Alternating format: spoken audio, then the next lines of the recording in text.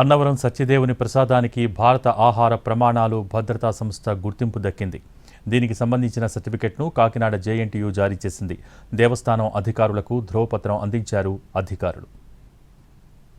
అన్నవరం ప్రసాదానికి 130 ఏళ్ల చరిత్ర ఉంది. 2 తెలుగు రాష్ట్రాల్లోని పుణ్యక్షేత్రాల్లో తిరుపతి ప్రసాదానికి ఎంత డిమాండ్ ఉంటుందో అన్నవరం ప్రసాదానికి అంతే డిమాండ్ ఉంటుంది. ఏ గుడికి వెళ్ళినా ప్రసాదం తెచ్చారా లేదా అని అడక్కపోయినా అన్నవరం వెళ్ళాం అంటే చాలు వెంటనే ప్రసాదం తెచ్చారా అని అడుగుతారు. అంతటి మహిమ, రుచిగలది అన్నవరం ప్రసాదం.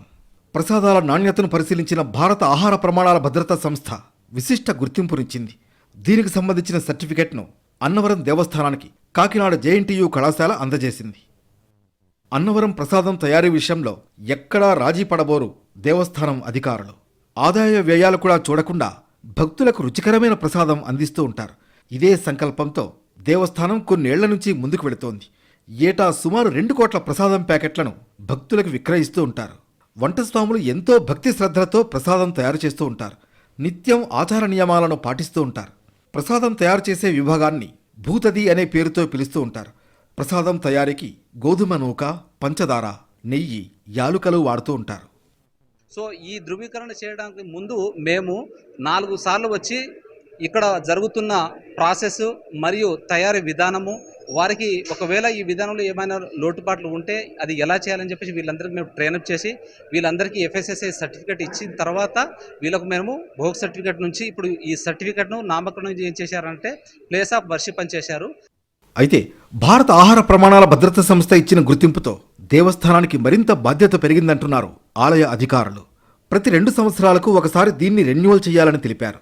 ప్రసాదాల నాణ్యతలో మరింత జాగ్రత్తలు తీసుకుని గుర్తింపును కాపాడుతామని చెబుతున్నారు. స్వామివారి దర్శనానికి, స్వామివారి వ్రతానికి ఎంతటి ప్రాముఖ్యత ఉన్నదో అలాగే స్వామివారి ప్రసాదానికి కూడా అంతే ప్రాముఖ్యత ఉన్నది. ఈ ప్రసాదం కోసం కూడా ఎక్కడెక్కడి నుంచో భక్తులు రావడం, దర్శనం చేసుకునే అవకాశం వాళ్ళకి లేనప్పుడు కూడా ప్రసాదం తీసుకుని దర్శనం చేసుకున్నామనే సంతృప్తి పొంది ఈ ప్రసాదాన్ని భుజించి స్వామివారిని దర్శించుకున్న అనుభూతిని పొందడం జరుగుతూ ఉంటుంది. మరోవైపు కొండపై తయారు చేసే ప్రసాదం అదే కొండ కిందకు వెళ్లి తయారు చేస్తే మాత్రం ఆ రుచి రాదట. అవే ముడి సరుకులు అదే వంట స్వాములతో తయారు చేయించిన కొండపైన ఉండే రుచి కింద ఉండదంటున్నారు. దీంతో స్వామివారి మహిమ ఏంటో అర్థం చేసుకోవచ్చు అని పండితులు అంటున్నారు.